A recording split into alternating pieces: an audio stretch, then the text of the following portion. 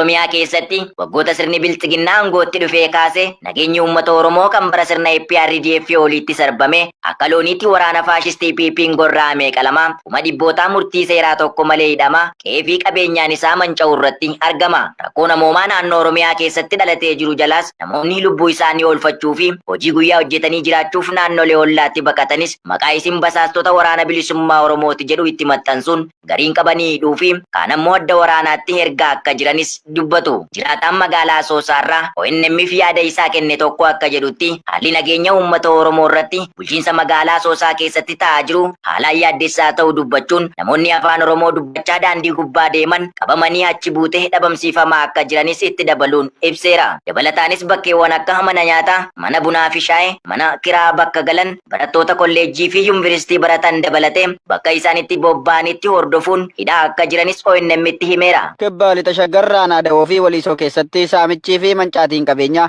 ilmaan Oromoo irratti loltoota PP'n adeemsifame. Waraanni tarsiimoo qabeenya hawaasaa maqaa qabeenya diinaan saamuu baafatee hojiitti jiru loltoonni raayyaa ittisa impaayaratti jedhaman guyyuu manneen hawaasaa saamuu fi mi'a saamichaaf isaaniif hin mijanne immoo gubbuu fi caccabsuun hojii ala godhanii hawaasa nagaa gidirsaa jiru. Guyyaa kaleessaa jechuun waxabajjii 4/2024 kibba lixa shaggar aanaa daawoo ganda daawoo kaarraa jedhamu keessatti waraanni hedduminaan wal funaananii gara gandoota kanneenitti bobba'an qabeenya hawaasaa maallaqa dabalatee yoo saaman mi'a mana keessaa ammoo caccabsuun hojii ala taasisaniiru. Namoota hedduu jalaa qabeenyi isaanii saamuu kan himan jiraattonni gandichaa obbo Abdiisaa Koorsaa kan jedhamu jalaa qofa qarshii inni xaa'oo ittiin bitachuuf saanduqa keessa kaawwate qarshii 70,000 fi midhaan mana keessaa fudhachuun akkasumas teessuma adda addaa fi uffannaa hunda jalaa cicciranii balleessuu himan. Olluma isaatii obbo Qabataa Milkeessaa kan jedhamu jalaas maallaqa inni sangaa gurguratee xaa'oo ittiin bitachuuf qopheeffate qarshii 60,000 jalaa saamuu fi maatii isaas addaan facaasuu dubbatan. Godinichuma aanaa Walisoo ganda Abaadhoo Jawwee jedhamu keessatti namoota hedduu jalaa hidhattoota garee kanaatiin saamichiif mancaatiin qabeenyaa raawwatamu jiraattonni gandichaa yoo himan maanguddoo maqaan isaa Kumsaa yookaan Abbaa Faantuu jedhamus qabanii fuudhanii deemuu dabaluun ibsaniiru. Gandoota kanneen onoota lameen kana jalatti argaman keessaa namoonni lakkoofsaan 80 ol ta'an qabamuun mana hidhaa godinichaa magaalaa Wallisootti akka hidhamanii murtii seeraa tokko malee dararamaa jiran ibsaniiru. Baashaggarraana dugdaa keessatti waraanni goolessaa bilxiginnaa nama tokko ajjeesuun reebichas raawwachuun dhaga'ame.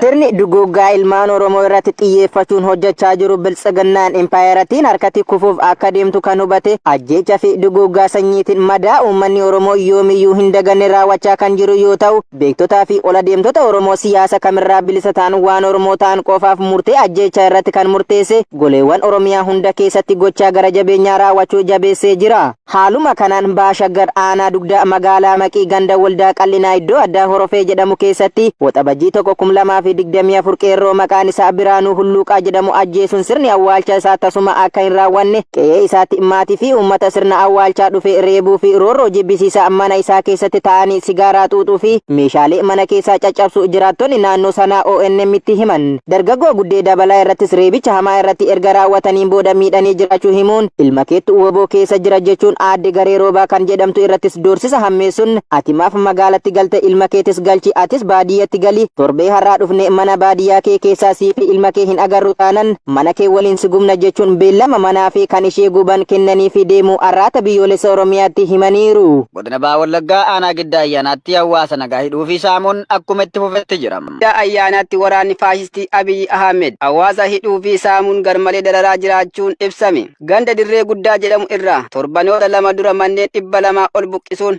gara biraatti godaanuu isaanii kan himan jiraattonni hidhaa saamichaa fi dararaan sukkanneessaa jiraattota ona Giddaa Ayyaanaa irratti gaggeeffamaa jiraachuu maddeen keenya ibsaniiru. Haaluma kanaan onuma kana ganda Qarsaa jedhamu irraa hawaasa nagaan jireenya isaa gaggeeffatu qe'ee irraa buqqisaa kan jiru waraanni impaayera Itoophiyaa gaafa waxabajjii tokko bara 2024 namoota daangaa irra jiranii fi meeshaa waraanaa dhuunfaa bitachuun diina ofirraa eegan saamuun irraa hiikanii isaan kaan hidhanii jiru. Abbaa manaa kee fidi jechuun dubartoota hedduu hidhanii kan jiranii fi namoota isaan irraa saaman Balaa Hidhinsaa, Dassaalee Itichaa fi Dhaabaa Wiirtuu yommuu ta'an namoota maqaan isaanii Shaashee Fayisaa, Dassatuu Warquu, Dhaabaa Wiirtuu fi Dassaalee Raggaasaa jedhaman gaafa waxabajjii tokko. Daanimoonaa Fayisaa dabalata qabam. Bara biltsiginnaa keessa uummanni Oromoo bakka tokko gara bakka biraatti malee jiruu fi jireenya isaa gaggeeffachuu kan hin dandeenye yoo ta'u bakkoota hedduutti sidhaan gaajjechatu irratti raawwatamaa jira.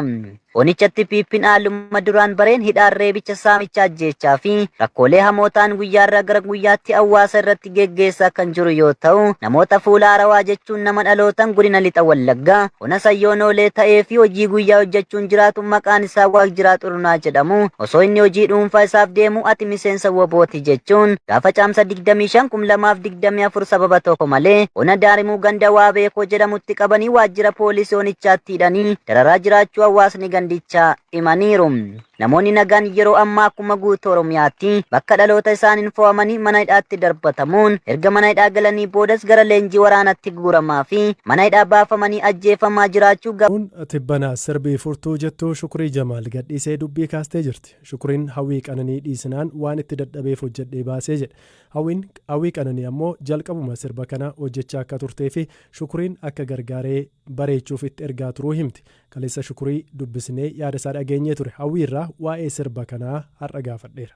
Shukriidhaanii ittiin milkaa'ii rabbi siyaa milkeessuu jechuudhaan jalqabaa maaliifi dubbiin kun akkas oowwee wanta guddaa ta'ee gaafa namni walitti bu'uu jalqabu tokkoffaa akka artistitti nurraan eegamu garuu gaafii haqa gaafa qabdu haqa keetiin gaafa tuqamtu siquuqaa utuun jaallatiin dubbatta jechuudha.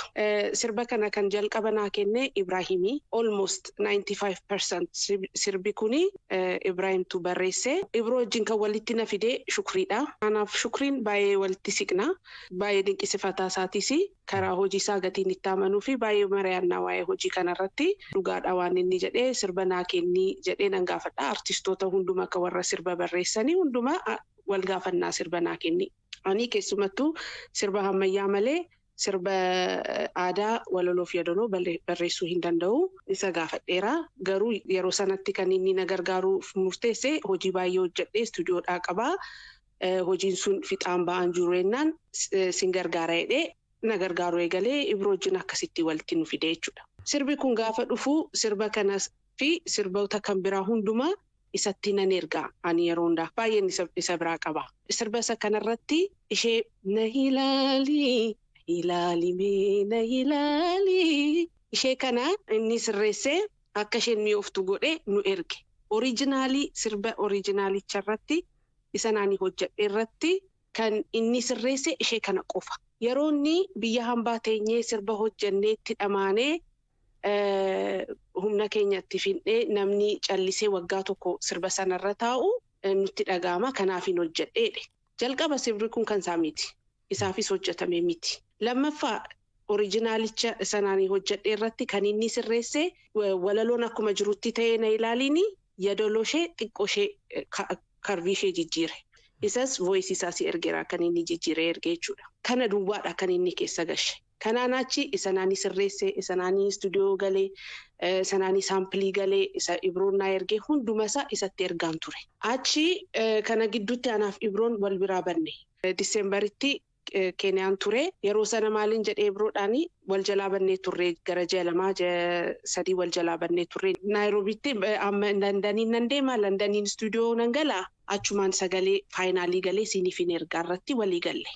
Londaniin nan deemee Shukriin beebii maasiin qobira na fuudhee deemee akka sirboota hojjennuuf. Innis sirba bareedaa si hojjennaa kottuu naan jedhee guyyaa 2 san deeme torban tokkoon dheereffadhe jechuudha. Gaafa istuudiyoo anaaf inni teenyee anaaf beebii maasiin qon teenyee sirba kana akka inni hojjete baree sana Shukriin lafa hojii ture nu biran turre. Hojii deemee ture. Sirba sana akkaataa nan itti dhaga'ee beebii maasiin qon na gaafate sirba kana sirba kamiin galla har'a jennaan sirba tokko jira faayinaalii kan hin galuu qabu isa ergan galee booda sirba kaan hojjannaan jedhe fide sirbicha saampilii koo fuudhee gaafan banuuf innoo sirba kana ko Shukriin hojjeteera gatiin afaan hin beekneef wal jalaa dhayeeseen noo isa kana Shukriidhaan na sirreessin jedhee malee inni hojjannee dogoggorteennaan kan saabane. Gaafa banu walaloof yadaloon akkuma Ibraahim hojjete guutuunsaa jira garuu muuziqaan haaraatti hojjetame yadaloon itti dabalameera walaloon itti dabalameera bareechee hojjete kun wanta gaaffii hin qabneedha. Hojiin isaa bareeda dandeettii qaba kun gaaffii hin qabu. Akkamitti kana hojjetee jedhee nanna'ee natti dhagahame gaafan bilbiluu fi hojii jiraa nu jalaan kaasne ganama isaa Shukriin naa bilbile. Shukrii akkamitti sirba naan itti dhamee hojjedhe akkaataa naan itti sirba kana hojjedhee beekta. Haadha koo hojiin shaakallee si ergaa turre. Mimmi hojiin guyyaa guyyaatti iyyaa si ergaa turre. Akkamitti sirba kana hojjetta akkanaan itti dhamaa jirutu beektu. Wanta hundumaa kaffalee fixeera. Kan istuudiyoo kan sirbicha waan hundumaa kaffalee fixeera. Ennaani ati waggaa tokko guutuu irra teessee sirbicheedhe. Inni already Diseembaritti galee sagalee hojjetee fixe. Akkamitti hojjetta ennaan ati amma sirba fakkeessinaan inaaftee jedhe. Yoo inni dubartoota artistoota nan kaasaa jedhe. Dubartoota nan gargaara jedhe. Okay. Anaan maana kaasuu dadhabee anaan maana cabsaree yoo naani sirba kanarra waggaa tokko taa'e hawwii sirba kana maaliif waggaa tokko keessee jedhee na gaafateera. Hawwii sirba kana nan hojjedhaa jedhee natti meera hojjedheeraa jedhee natti meera hojjechuusaayyuu waa takka waan ani beeku hin jiru. Deebiinsaa maal ture Ibroon sirba kanaati sirbuu dadhabnaan ati jalaa bannaan sirba kana anaaf kenne. Isheen silaafuu dandeesseen sirbine ati fudhadhu naan jedhe. Lamaan keessanuu sirba kanaaf kaffaltaniitu jechuudha. Shukriin waan kaffalee hin qabu. Ibroon hin beeku hojjechuusaa. Ati kaffaltee? Isattis hin kennine. Ani waan hundumaa kan istuudiyoos kan muuziqaas kan hundaa kaffalee fixeera. Wanti kun dubbiin kan inni ka'e amma Wednesday isaa amma darbe guyyaa 3tu sirbichi hin gadhiifamiin dura Ibroo fi Birhaan naa bilbilanii sirba nuti siif kabajaan si hojjenne akkamitti dabarsitee kennita jedhanii naa bilbilaan isintuu isaaf kenne. Situu isheen sirbuu dadhabdeetti itti kenneen ani hin jenne ammuma keessa gasheedhanii. Haaluma sana Shukritti bilbilee 4 taanee haasofne. Ana Birhaan Zarihuun Ibroo fi Shukrii gaafateen ani maallaqa sirraa fuudheeraa sirba kanaaf innaan lakkeedha. Sirba kana hawwiin hin hojjettu dhiisteetti sin jedheeraa lakki. Ani sirba kana sitti ergeeraa lakki. Eenyutu sitti erge hawwiitu na erge. Maal jettee sitti erge akka sirreessuuf na itti ergeani. Achi maaliin jedheen ammaatii dhiifama na gaafachuu qabda turte. Anaanis Ibroonis maaliif nu walchistee dhiifama gaafachuu qabda turte hin jedheen. Kanarratti maal jedhe sirba kana waggaa tokkotti teessee yoo ani gatamurraa jedhe yoo ani hojjedhe maaliin balleesseedhe. Inni sirboota baay'ee hojjetee na bira qaba. Kan waggaa 3 dura waggaa 4 dura hojjete sirboota baay'ee qaba. Isaaniin ani amma hojjedhe yoon gadhiise sirriidha jechuudha. Gatiin waggaa 2 sirbichaan baasneef kun dogoggora. Hojii namaa utuu ni maniin hojjetan. Erga naani sirba kanaaf immoo kaffalee fixee waan hundumaa fixeera ta'e sirba kana waggaa tokko miti waggaa 10 iyyuu yoon irra taa'e